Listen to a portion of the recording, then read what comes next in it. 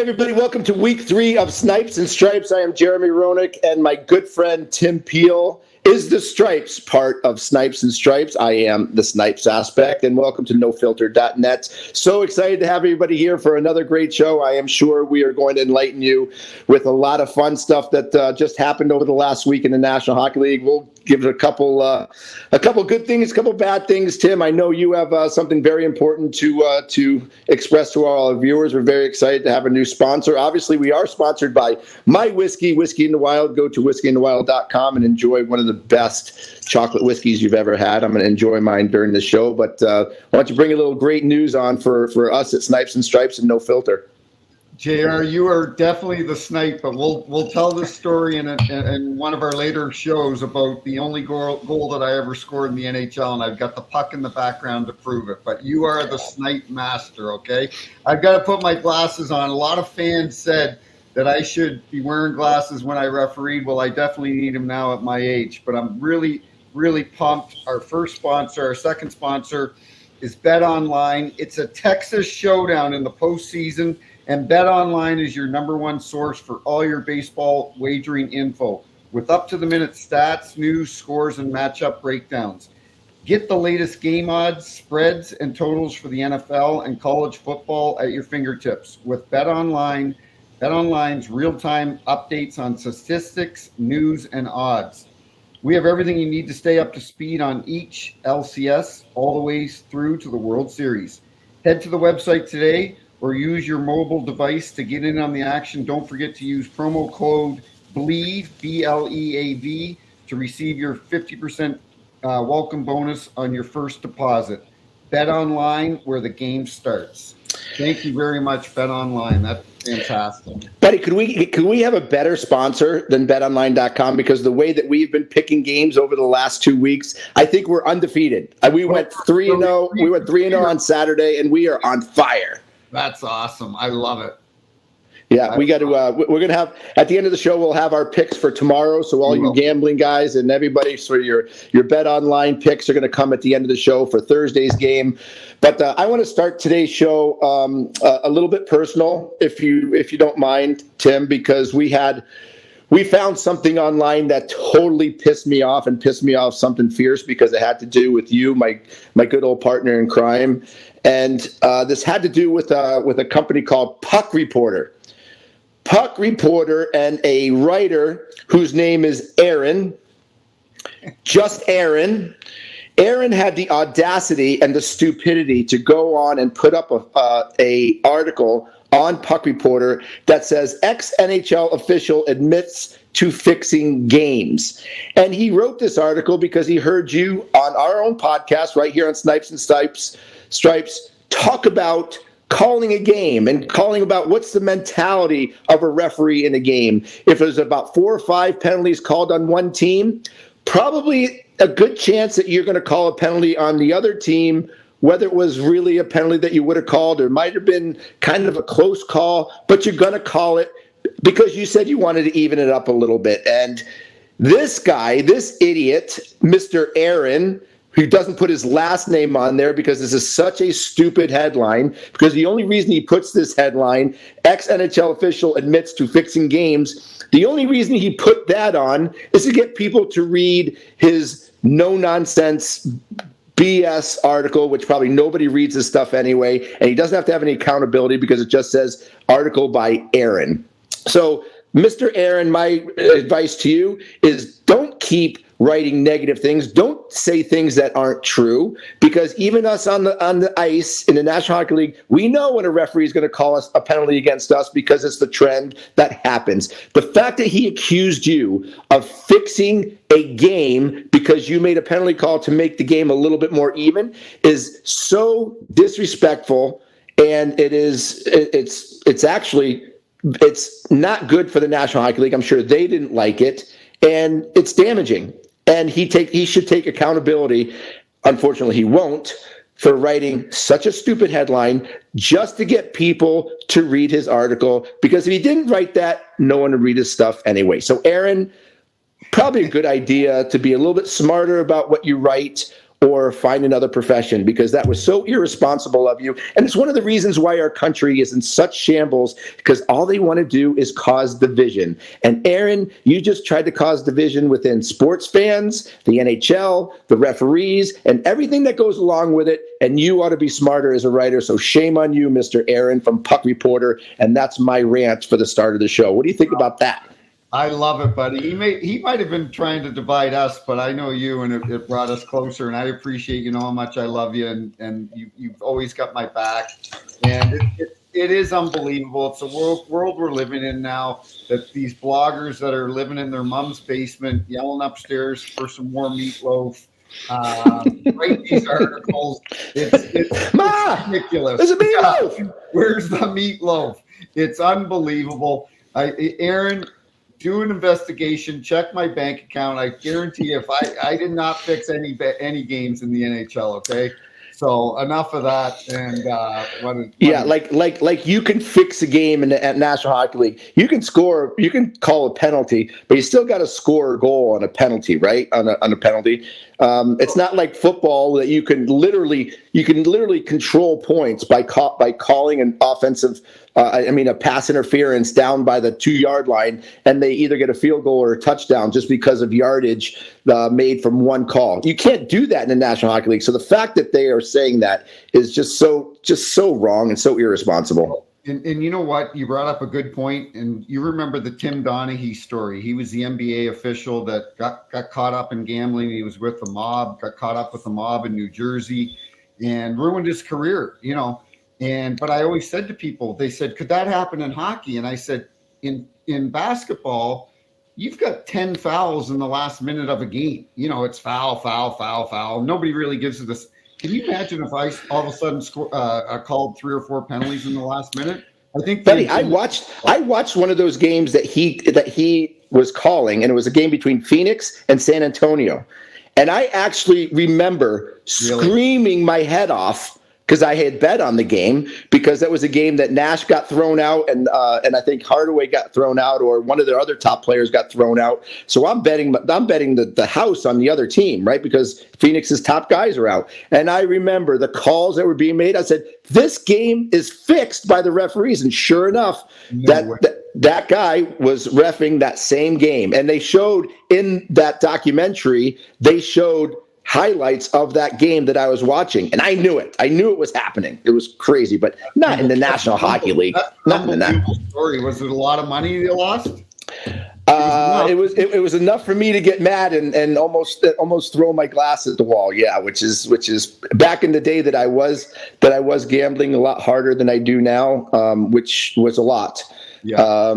It was very irritating to watch my money go down the tubes, knowing that the referee. I wish I would have known he was doing it. I would have called him up and tried to get the right side. But do you think, and going on that, I would think hockey has, without a doubt, probably the most honest and really the most well-balanced officiating in all of sports, if you ask me. Yeah, I would agree 100%. You know, I see in the NFL and I see in other sports, they're like, the big markets, the officials, the league wants, the big markets to be in the Super Bowl or in the World Series or whatever.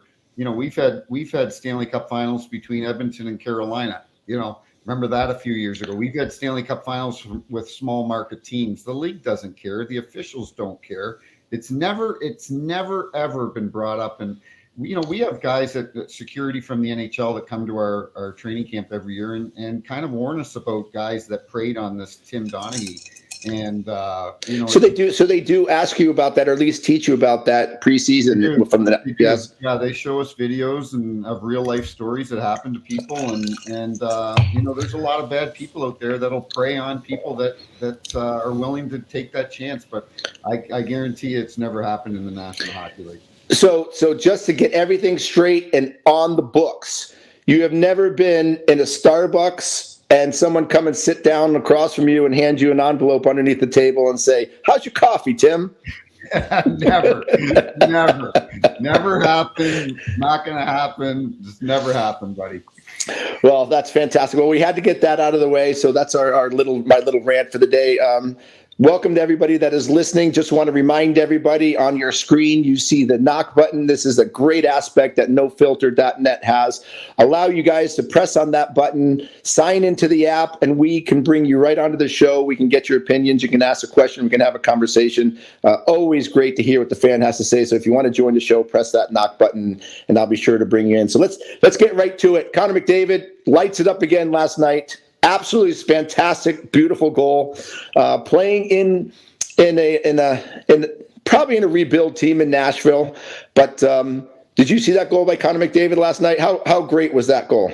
It was incredible, and I see some people saying, it wasn't that good. Listen, at hockey practice, when we're running drills, we teach our kids, slide on your knees, spin, try to get up, okay, because it teaches you edge work.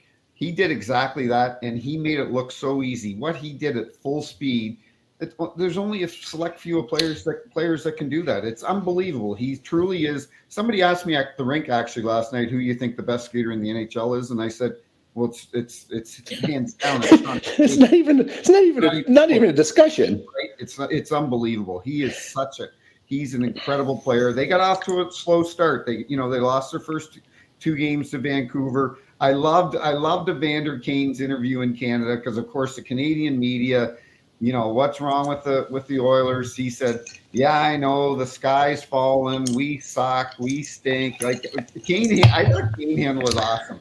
He goes, "Relax. We're 2 games into the season," and he's so right. They came out last night. They got a tremendous team, and obviously they split up Draisaitl and McDavid last night. And Draisaitl, I think, had 3 points as well.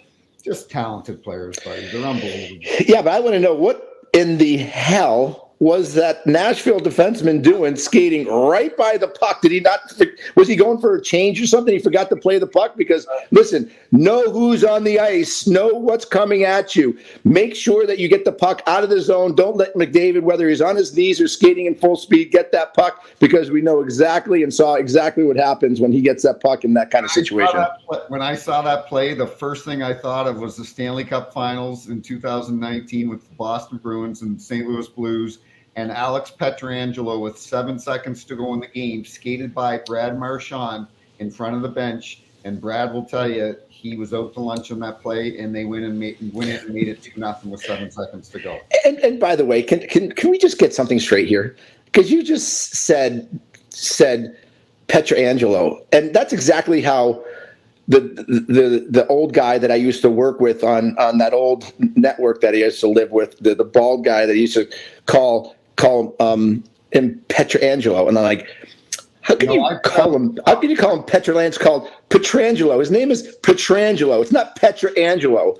It drives me crazy. Or did he say for sure that that's the way you pronounce his name, is Pietrangelo? Because it's Pietrangelo. I used to always go up to the guy and say, "What are you doing saying Pietrangelo?" Listen, my wife is never going to accuse me of having great English. My kids make fun of me because I say Chipotle, okay? So I know I'm butchering Alex Pietrangelo's name, and I apologize to him because he's a phenomenal player. You make it even harder. It's just Pietrangelo, not Pietrangelo. Like, let's shorten it up. Small, less vowels. I mean, less syllables, right? Yeah. Less syllables, easier. Not Pietrangelo. Pietrangelo. Boom. I'll work on that. I sound like Tom Jerry right now. Yeah, and then listen, we're going to love watching this team. There's no question they're going to have a good year. They have to tighten it up defensively. I think everybody knows that in Edmonton. They have to get secondary scoring, because it can't. Again, every night it's either Draisaitl or McDavid. They need some help, and if they don't get any help, they're not going anywhere. And speaking of help, what about our Winnipeg Jets? Do the Winnipeg Jets need a little bit of help this year? I know they're an okay team. They've lost a couple players, but last night their fan base didn't their fan base learn back in the 90s that if you don't come to watch games, your teams leave towns. They had like 11,000 people last night at their game, and it's only 3 games in. Do you worry about Winnipeg right now? I'm not worried, but I was certainly surprised. I watched that game because I was really excited to see what kind of because I loved working in Winnipeg. The people, you played there, JR. It's great. You ask Keith Tkachuk, you ask Eddie Olczyk, you ask the guys that played in Winnipeg. They loved playing in Winnipeg. I want nothing best for the Winnipeg fans. Rick Bowness, who is one of the nicest guys in hockey. Bones is like an incredible coach. Mark Chipman's a great owner.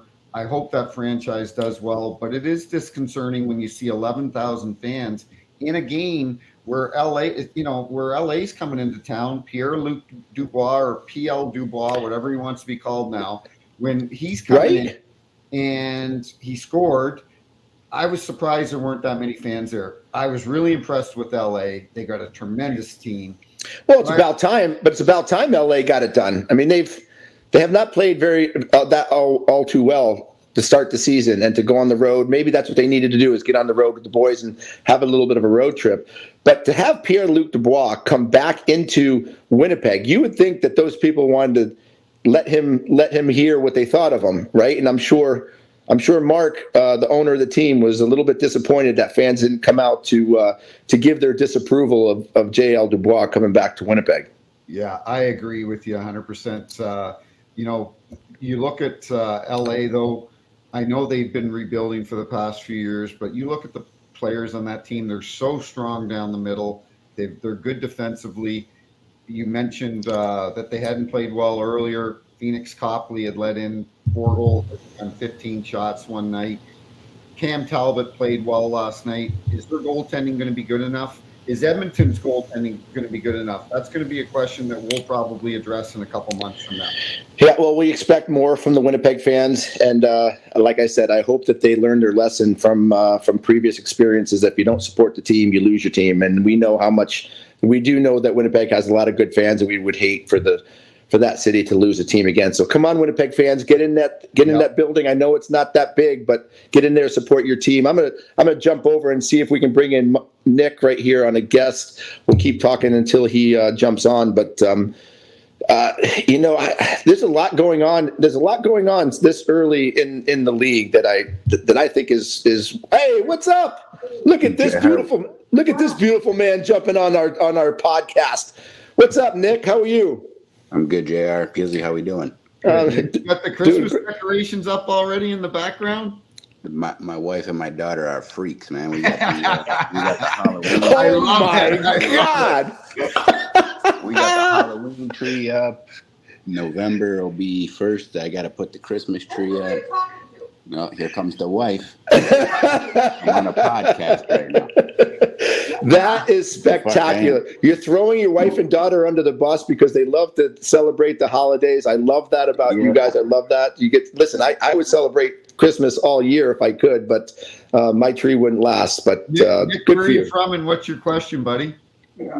Yeah, my wife thinks I'm full of shit. I'm on a podcast with you guys. Oh, nothing much. I'm a big fan, JR. I listen to you on After the Whistle, big Sabres fan. Hopefully this is the year we get into the playoffs.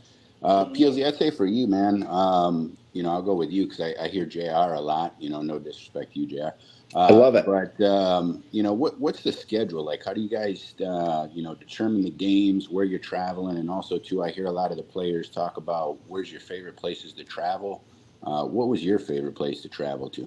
Well, I gotta say, I love that question, man. That's a great question. I gotta say, Nick, Buffalo, of course, because I loved working in Buffalo. You know what I loved? I loved working in cities that the fans were knowledgeable. Montreal, Buffalo, Philadelphia, cities that the fans were knowledgeable. That made it more fun for me. And but no, we have a schedule maker, and I do a 10-day road trip and bang off 3 or 4 games and then get home for 3 or 4 days. And I'll tell you a funny story, and JR is going to love this story. During the lockout in 2004, Keith Tkachuk and I are at a bar in St. Louis, and we're having some beers in the afternoon. We got nothing to do. JR knows what it was like. We were shut down for the whole year. And I'm complaining to Big Walt, Keith Tkachuk, the legend, that I would only do about 5 home games a year in St. Louis. And he would get 41 home games, 82 game schedule, 41 at home. I said, so Walt, when you incorporate the night before the game, I said, I'm on the road 2 nights a year more, or 2 months more a year than you are, which is a lot. And he takes a big sip out of his beer, and he looks at me. He goes, "Peelsy, I guess you should have been a better player." And I'm like, yeah, that's why I'm a referee. I wasn't a very good hockey player. So thanks for the question, Nick. That's awesome. Well, Nick, listen, I appreciate you being on. I love the fact that you're listening to After the Whistle in the mornings on Wednesday. There's no better guys. There's no better guys than Craig Rivet and Andrew Peters. I love them to death. They give such great information, and I really appreciate you supporting both of our podcasts. And by the way, love to your family, because I love their attitude, and I see your daughter's really playing with your bald head over there, which is awesome. She loves it. Hey, one other thing, JR, I don't mean to take up all your time. I'm in the Navy. Just a big plug to the military. Absolutely. Much love to them. Everything that they do, all the stuff that's going on in the world today. I'm lucky enough to, be on recruiting duty right now, to be able to listen to you guys more often than probably most people. So thanks to all my brothers and sisters out there who serve the country, and appreciate you guys having me on. I could not have said it better myself. Amen to that. God bless everybody that is over there. God bless everybody. To yourself, my friend, thank you for your service. Always support our military. And listen, we hope everybody is safe all around the world. And we know we have the best military in the world. And I'll support them left, right, and center. Way to go, buddy. Nick, I really appreciate your time, buddy. Thank you. Thanks a lot, guys. Appreciate it. Thank you. Yeah, awesome. See, that's what it's all. You love our military, JR. Hey. That's what it's all about, right? That's what it's all about. What a great guest that he just was. You see his daughter in the back, playing. His wife doesn't believe he's on the podcast. See, that's why NoFilter.net is one of the best on the planet in terms of content, because where else would a wife tell his husband, "You're not on a podcast. You're full of shit." That's awesome. I don't know of any podcast, any hockey podcast that's doing this right now. That was awesome. We got a military guy on. He's got Halloween and Christmas decorations. It was awesome. His wife has him working overtime, that's for sure. But at least he doesn't have to do anything until at least March now, which is great. We have a couple other guests that are knocking. We have a guy who's an unknown. He hasn't put his name in there. We'll get to him in a minute. But we got to get to that penalty shot that Kuznetsov had the other night. Did you see that? Did you see that penalty shot? What did you think of that? The shootout, yeah. Yeah, I tweeted out about it. It garnered a lot of attention, and I just basically said, this is making a mockery of our game. And the reason that I say that, and you may agree or disagree, I'm not sure where you stand, but we took away the spinorama a few years ago because it was hokey, and it just... No, we took the spinorama because guys just don't know how to do it. Like Denny Savard used to do it. They just don't do it. Marty St. Louis was pretty good at it. But anyway, we took it away. Now you got Kuzi coming in. Literally, my daughter Brielle, who's 9 years old, could skate faster than Kuzi on this shootout. I think it's making a mockery of the game. I don't like it. And you know what? What do you mean making a mockery out of the game? Before you give your comment, I did some research on this today. There was one other person that agreed with me last year on TNT. And Bobby De Niro told me never to drop names, but I'm just going to say Gretzky said that he thought it was a stupid play and he didn't like it. So, well, that's how fast Gretz skated in general. So let's let's be honest here, So, but listen, I think what's more important is, does he score the goal or not? Now, I don't care how fast he goes. I think actually he shows a little bit more talent to be able to score at that speed, number one. Number two, if you think about it, it might not be the most flashy, but he has the opportunity, because of the pace he's going, to let things open up, to be able to make the goaltender make a move and still have him make that shot.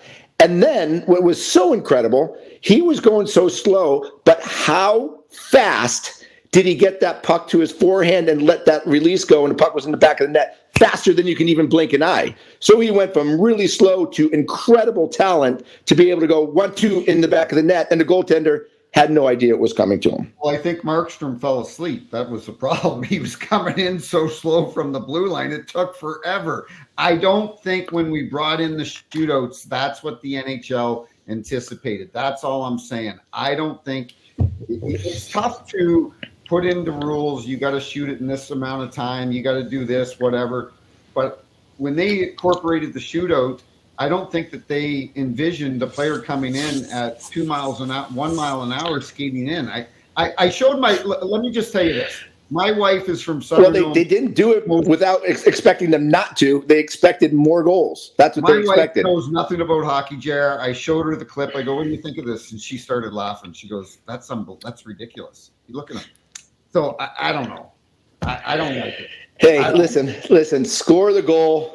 I'd rather see him flying around during regular time and playing the game the right way and being into the game, because Kuzi is one of those players that either he's in the game mentally or he's out of the game mentally. Because he has the ability to flip a switch and all of a sudden dominate a game.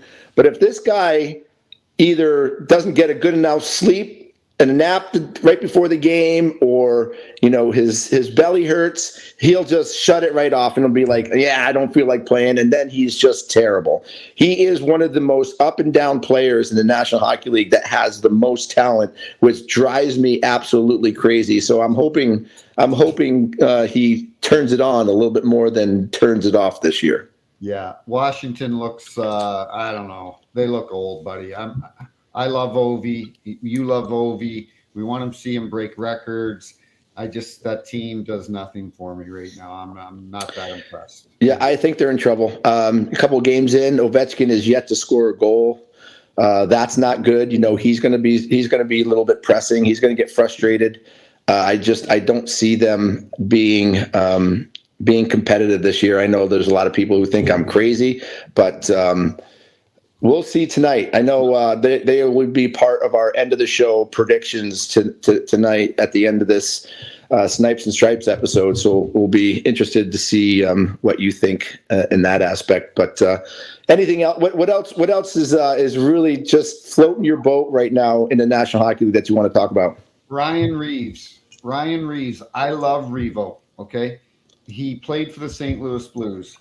He's tough, energetic. He's by far, I think he's the heavyweight in the NHL, although I want to give a shout out to Jack Guy from Montreal, because I really want to see them tee off and see who is the heavyweight. But he made comments about Jack Guy last week when they played that I don't like being jumped, and he knows where to find me. And Jack Guy grabbed him, and I watched it a couple times. I do not feel like Ryan Reaves was jumped. And then Jack Guy, it just muscled him over the net. Then yesterday or this morning, he's spouting off about Corey Perry. Corey Perry's not tough. He chirps, blah, blah, blah. I don't like this. I think he's already teeing up his post-career to get on media, because show a little respect to Corey Perry. Corey Perry. Really? That's an interesting take, that you think he's setting up his next career being controversial or being verbal. I think that's exactly why he's doing it. Is that a bad thing? I mean, I do believe that you got to pick your spots a little bit better. And I think Ryan Reaves right now, after losing to the Chicago Blackhawks in such an embarrassing situation, probably not a good idea to pick on Corey Perry, who has a Stanley Cup, who has been a fighter, who has fought, who has played the same way with grit for many, many years, who has been on teams that have been to the Stanley Cup finals in the last 3 or 4 years. How many times has Corey Perry been to the finals in the last 5 years? This guy, Tampa, right? Yeah, this guy. If there's anybody that deserves some respect in this game, it's Corey Perry, because there are players that can talk and walk the walk. There's not many of them, but Corey Perry is one of them. And for Ryan Reaves, who hasn't won a Stanley Cup, who, yes, is tough, and just got beat by I don't want to say the lowly Hawks, because they do look very good this year, surprisingly better than what we were giving them credit for. That was a game that Toronto should have won. And it's kind of very disappointing that a very good team, the Toronto Maple Leafs, lost at home to the Chicago Blackhawks, and Ryan Reaves probably should pick a better time and a better person to make comments like this. I know he's tough. I know he's got his reputation, but I think ill ill thought out on this one with Corey Perry.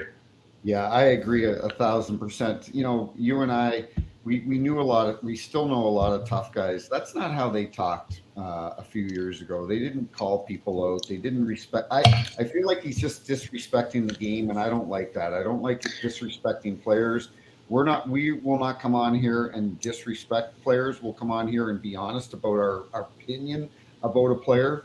And I don't like I think he's, and the thing is, he's in Toronto. He knows it's going to garner a lot of attention. Anything he says, if he was in another, small market team, yeah, it wouldn't garner the same attention. But he knows anything he says in Toronto right now, it's going to be all over Sportsnet and TSN and every headline in Toronto.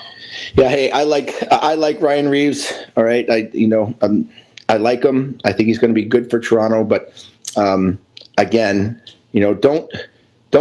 don't hate on somebody because they chirp and chirp and chirp, because the biggest chirper on the ice and game in, game out when Ryan Reaves is in the game is Ryan Reaves. Right. So yeah, probably a good idea to just pick your spots a little bit better. I know I said that already, but Toronto Maple Leafs got to play better hockey. They can't lose at home to Chicago Blackhawks, and I give the Blackhawks a lot of credit for the way that they battled.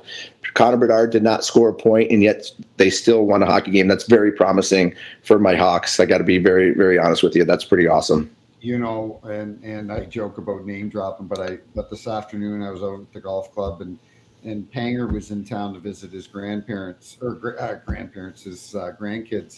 and we were talking about the Blackhawks, and we were talking about Luke Richardson, and I think did you play with Luke in Philly? I did. I played with Luke in Philly, one of my favorite teammates of all time. Yep. Yeah, and I see Luke Richardson behind the bench in Chicago, and I'm like, this guy, he gets it. The players love playing for him. They respect him. He respects them. And Chicago. Listen, are they going to make the playoffs? Probably not. But they're going to listen. They're not. When they come into town, you better be ready for the Chicago Blackhawks this year. They're a better team. I think there's a lot of teams right now that we didn't give any credit for coming into the season. The Arizona Coyotes right now are playing some of the best hockey in the National Hockey League, even though their record does not show it. Their goals against are minuscule. And I'm telling you right now, you'll see in my pick coming up later. I think the Arizona Coyotes are going to be a pain in the night in and night out to play against, because I think they're disciplined. I think they're tough to play against. I think they're physical. I think they work hard. And I think with this new kid, Cooley, who is just a scoring sensation, I think they're going to get a lot of enjoyment and a lot of more, I think, confidence watching this kid and Keller play. And listen, I got to give props to my Arizona Coyotes right now that they are Vancouver. I know Vancouver lost to Philly last night, but even Philly, look how good Philly's been playing over the first little while. I know they little hiccup against Ottawa, but some of the teams that we didn't see early have made a little bit of a splash early. Yeah, no, I agree 100%. I like the makeup of that. I watched that game last night. They played the Islanders, and I think the final score was 1-0 in that game. They played very well. By the way, I took the under in that game. That was not a hard pick to pick the under in that game. Was the under 3? 5. Yeah, right. It was 5.5. That was easy. I'm sure it was like watching grass grow, right, offensively, but still, you got the team's got to win somehow, and exactly. they're not going to win in track meets, right? You got to play a certain way, and you got to have an identity, and I think the Coyotes have an early identity that's going to be successful for them. Yeah, I agree. I think they've got a good coaching staff. Billy Armstrong, I love Billy. He's rebuilding the team there. I remember years ago when you guys were at the old American Airlines Arena. Man, oh man! Like people talk about hockey in the desert. You guys had it buzzing back then, JR. It was unbelievable. That building was sold out every night. Every night. Yep. You, Big Walt, was Dally Drake? No, Dally Drake, Keith Kachuk. You had Craig Janney, Teppo Numanen. We had Hobby Boolin in net. I mean, we had a bomb of a team, man. There's no question about it. Yeah, it was fun to watch. But you know what? The team that I'm most concerned about is Seattle. Seattle. I watched the game last night. Good hockey game, but they're 0-4. Are they? But PZ, they're 0-4 for a reason. Because they had such a good year last year. They surprised so many teams last year and beat the other teams, and actually went past the first round in the playoffs, right? And surprised everybody. Guess what? They're not surprising anybody this year. Every single team is going to be ready for the Seattle Kraken to come in and play a very disciplined, very good 5-on-5, energetic hockey, finish your check type of game. They might not be the best offensive team to put pucks in the net, but defensively they are very good, and teams are going to be ready for them. Last year, it's like, we got an expansion team coming in. These are easy points, and they got threaded, right? It's not going to happen anymore. These teams are going to be ready for the Seattle Kraken now. Yeah, you know what?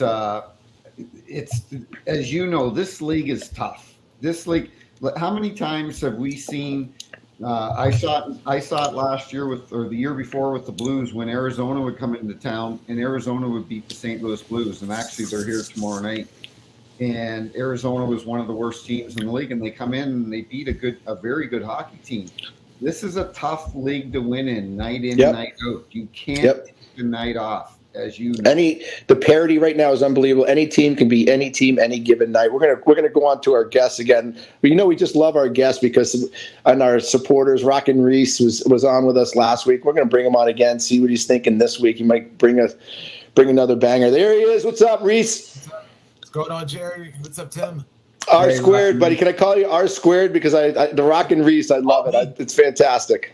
By all means, man. Yeah, JR, you could call me anything you pray, because like all right. Well, I got a little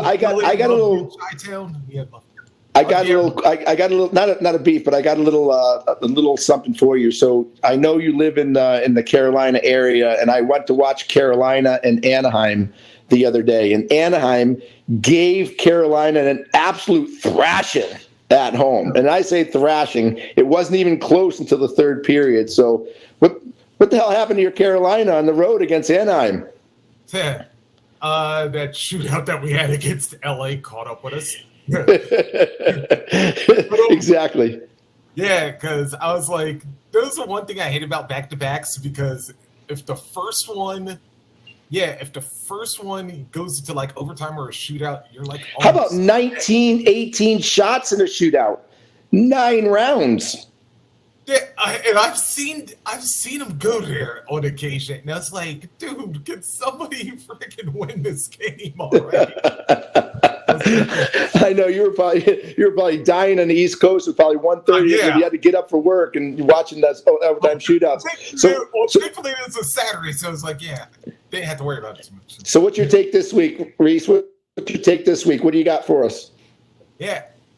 Actually, I wanted to ask you, Jeremy, because there's a question that our color commentary Chip Tracy brought up. Jacob Slavin mentioned that he curved the blade of his stick prior to last night's premiere, and I was wondering, can you tell us what's the correlation of the curve of the blade and how it elevates the puck? Well, it's an interesting question. Obviously, the technology has changed and equipment. The curve was created back in I want to say in the 60s with Stan Mikita and Bobby Hull screwing around in practice in Chicago.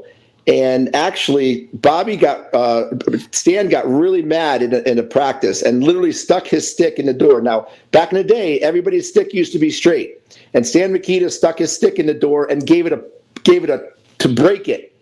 And it broke, but it didn't break all the way. And it actually broke, so it looked like a curve. It was a pretty dynamic curve, but it wasn't broken. And as he was skating to get off the ice to go get another stick, Bobby Hull, being the funny, rib guy that he was and good team guy, goes, "Hey, Stan, you're not going to use this stick anymore. It still works." And he took a shot with it, and the puck went shoo and flew high in the air and flew over the net with some major pace. And Bobby Hull looked at the stick and like, holy crap. Did you see that puck go off the ice? Because, of course, they never could lift the puck because their sticks were flat and they shot low, but goaltenders didn't have face masks. And now this curve comes on the stick. So what does Bobby Hull and Stan Mikita do? They go downstairs, they take a blowtorch, and they start heating up sticks, and they start curving them to put a little curve in them because it allowed the puck to get airlifted. And you thought Bobby Hull could shoot a puck with a flat stick and a straight stick. Well, holy crap, could he shoot a stick with a curved stick? And it all stemmed from Stan Mikita getting pissed off in a practice and trying to break it, and Bobby Hull just being one of those funny guys and shot a puck that almost broke the glass. And nowadays, these guys, I mean, I remember using to curve my stick. I used to put a blowtorch to it, used to curve it. But nowadays, these kids are so spoiled that the manufacturers make the sticks exactly how they want it curved. They don't have to touch it. They get there, they put tape on it. And there's some players like Alex Ovechkin has a toe curve, which actually comes in and curves at the tip, not so much in the blade, but at the tip.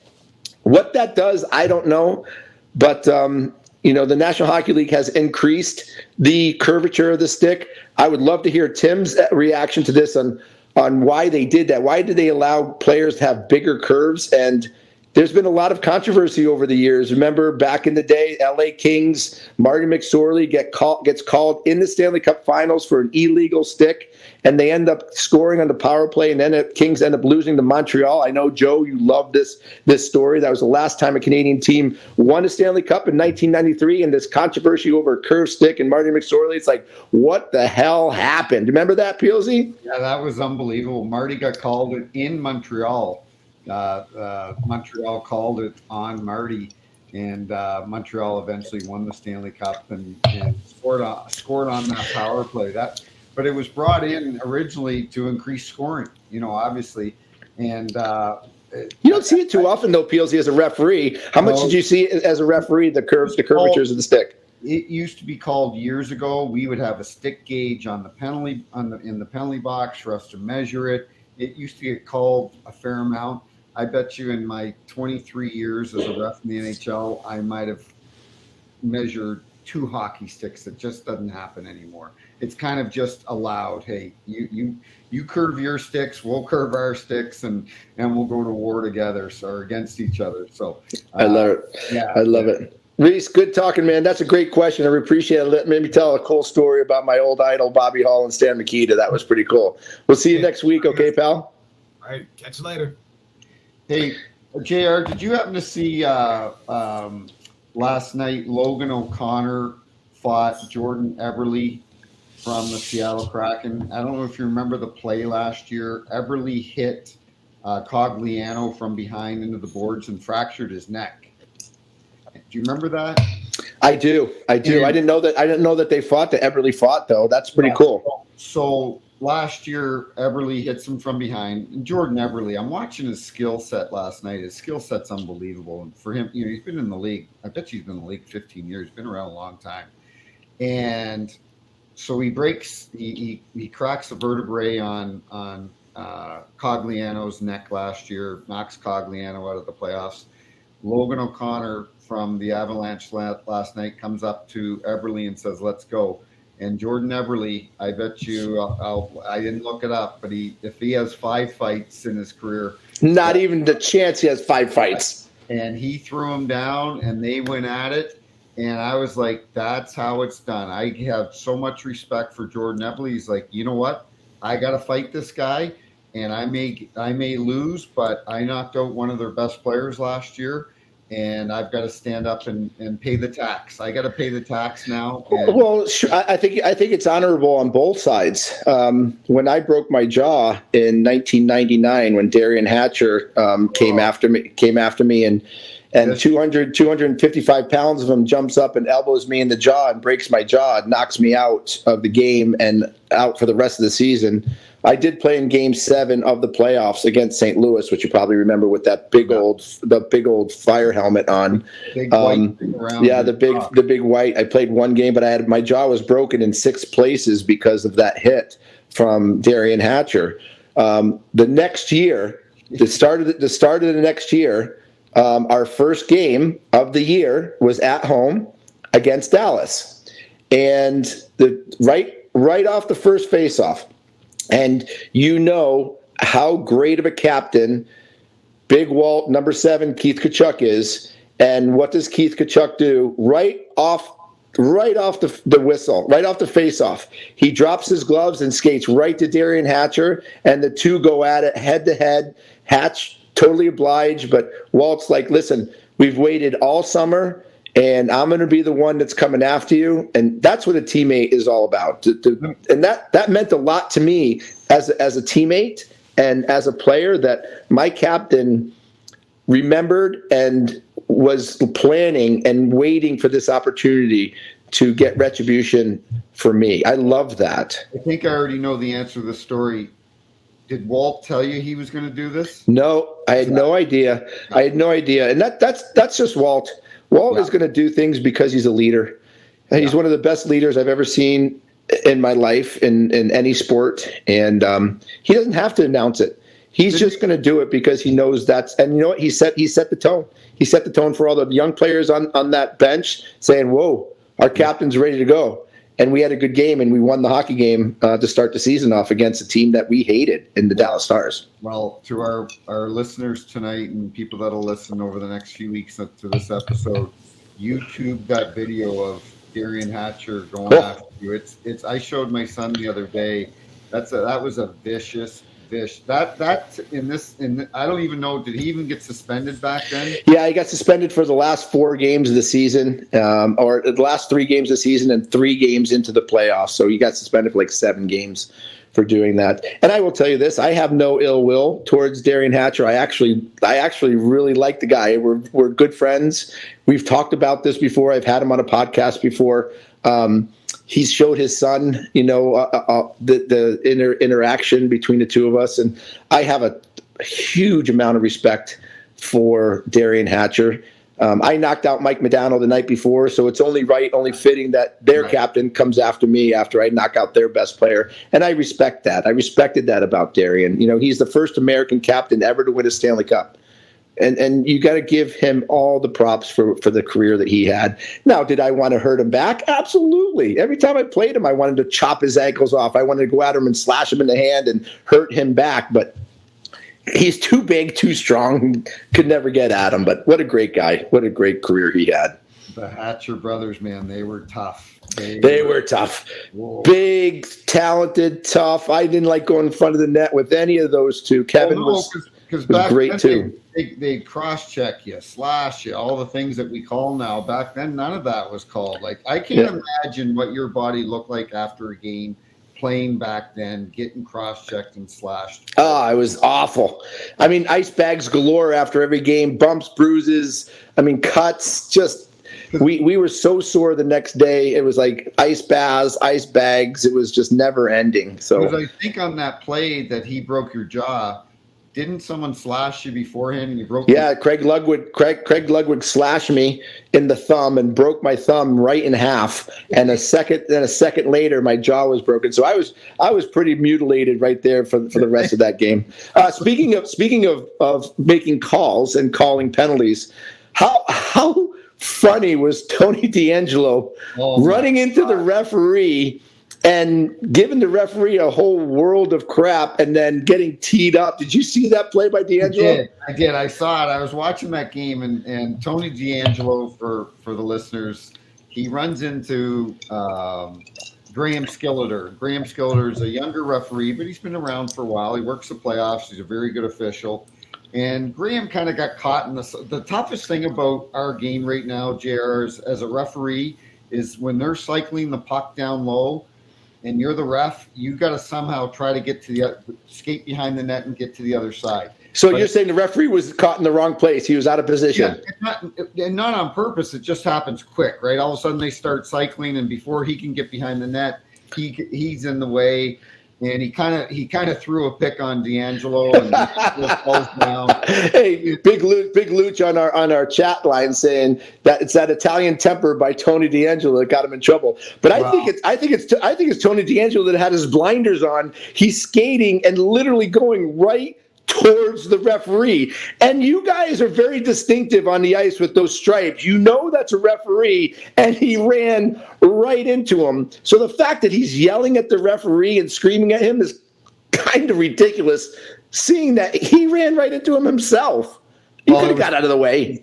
It was funny because Skilleter then, DeAngelo gets up and he starts chirping at Skilleter. I'm watching this, and Skilleter all of a sudden tees him up and gives him a sportsmanlike penalty. And at first I'm like, oh, geez, like I've been run into a lot. I got in the way a lot, especially towards the end of my career, and slowing down and getting in the way.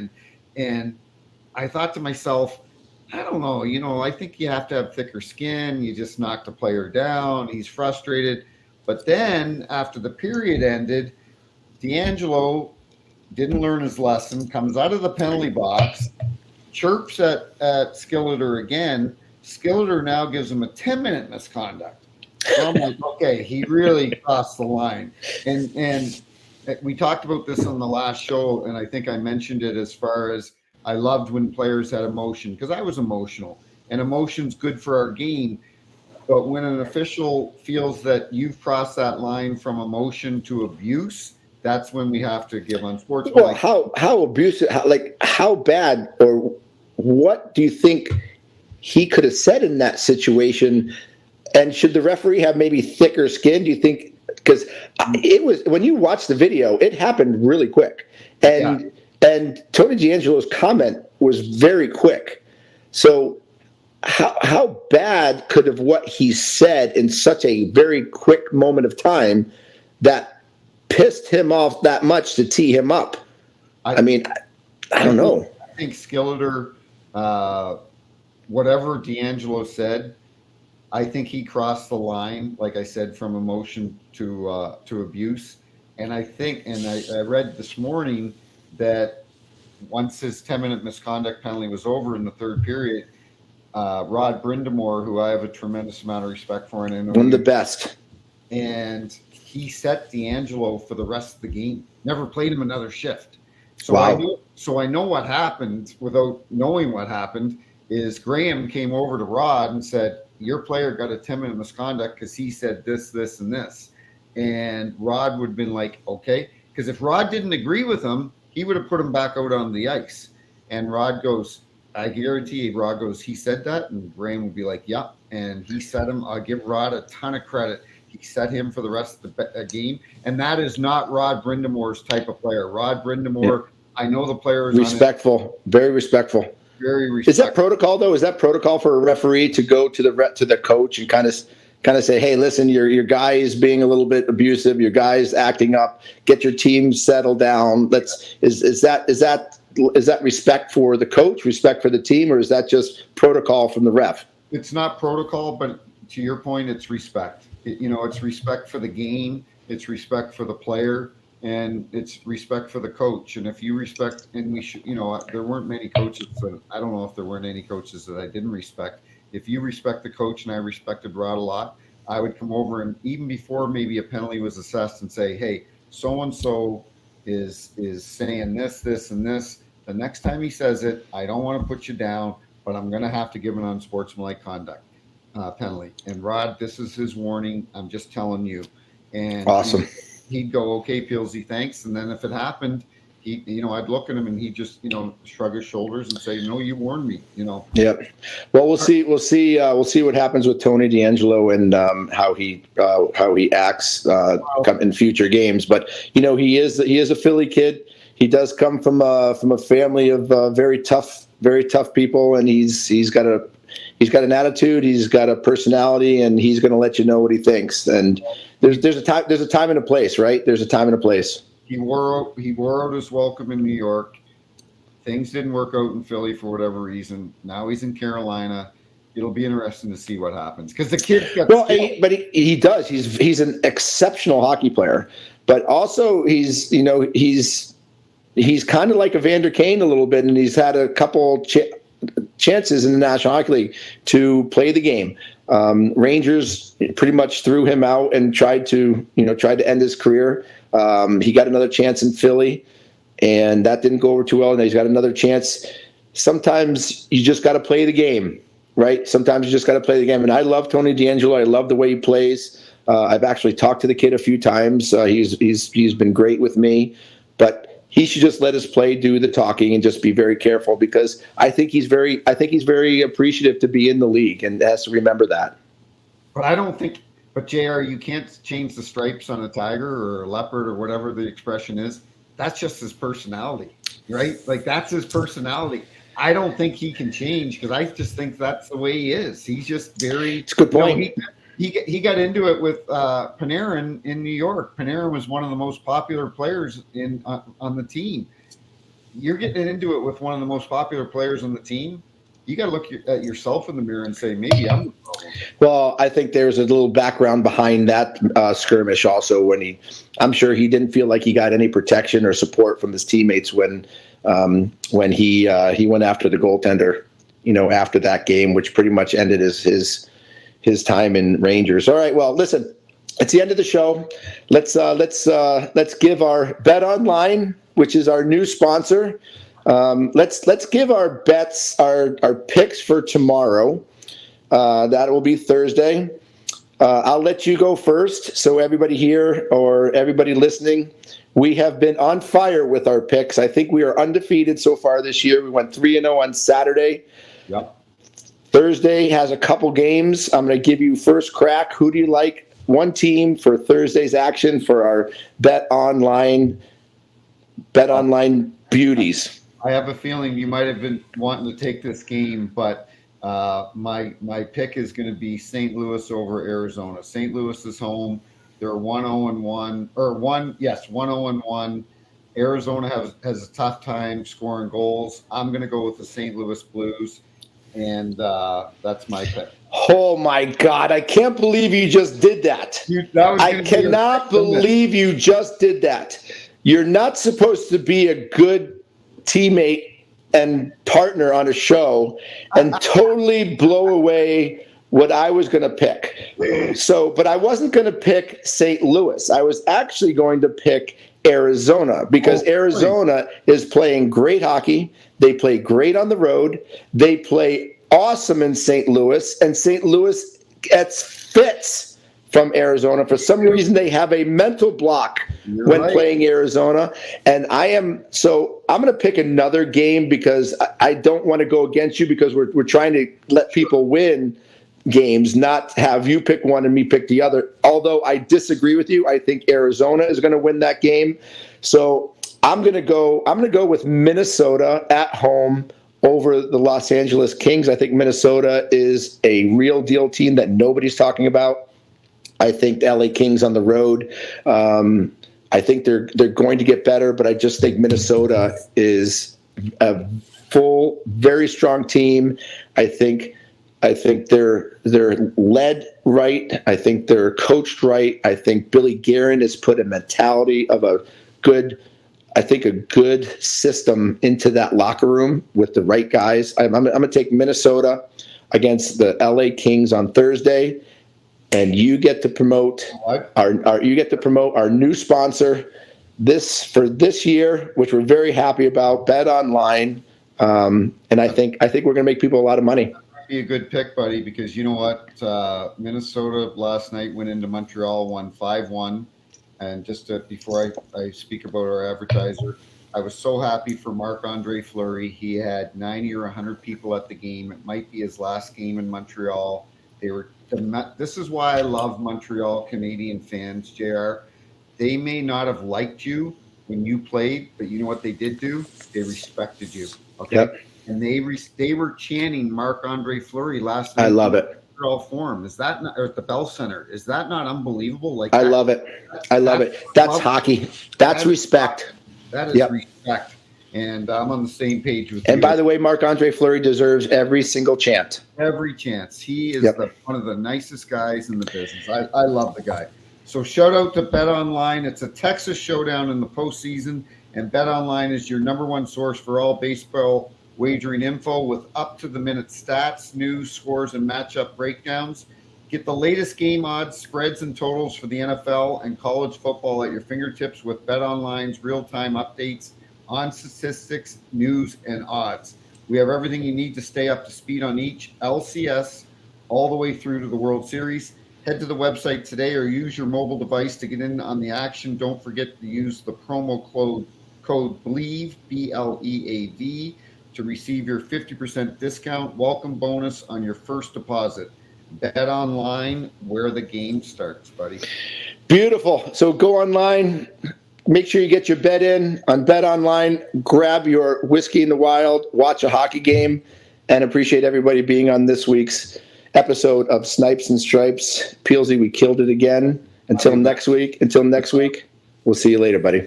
Thanks again. Sounds good. Thanks, everybody. We'll see you next week.